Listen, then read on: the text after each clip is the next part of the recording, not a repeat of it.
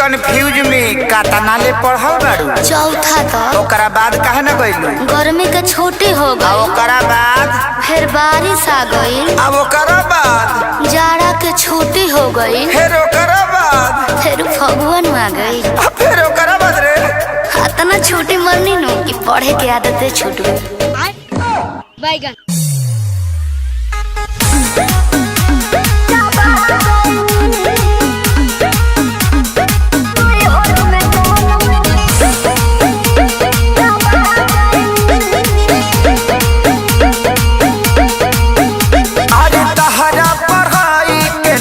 कोनो जोड़ हो बोले लू तो इंग्लिश के तूर दे लू गोड़ हो। मैं तो बताई मैं नहीं हूँ हाई-फाई। अरे तहरा पढ़ाई के नइखे कोनो जोड़ हो बोले लू तो इंग्लिश के तूर दे लू गोड़ हो। का चाहतनी जी? ऐसन भाषा से हम पगला गइनी सुनी बेचे कहाँ पे किताब भोजा खा गइनी। राजा नहीं हर में राजा नहीं हर में गोलम चापा गइनी। राजा नहीं हर में गोलम चापा गइनी। अच्छा एगो बात बताओ, तहरा संडे मंडे याद बा? हाँ जी। तो सुनाओ तो।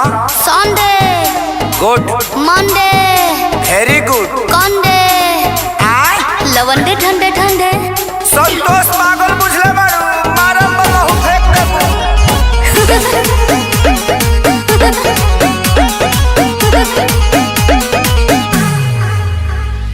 अनपढ़ के तू ताला कहलू एजेंसी रह तू पढ़ल होइते आशा में वैकेंसी। भोक भोक बुतत रहा पढ़े घरे दियावा। पियावा पियावा पियावा पियावा। तो गलती भइल तो से शादी करके का कोइनी ई का कोइनी। बेचे कापी किताब भोजा खा गइनी। राजा नहीं हर में राजा नहीं हर में गोलम चापा गइनी। राजा नहीं हर में गोलम चापा गइनी। बाप रे बाप, लागत है कि अब हम डिप्रेशन में चल जाए। ठीक बा आय? अकेले जाई? हाँ जाते न तो जाके देखी। हाँ। अब बढ़िया जगह होई नु हाँ। हम आ ओजे हनीमून मनावल जी डिप्रेशन में आ घूम घाम के आ चल जाई का। अब ते सफा संतोषरा बना देबे। का भाई कुछ गलती हो गल का? ना ना ना तू आ गलती।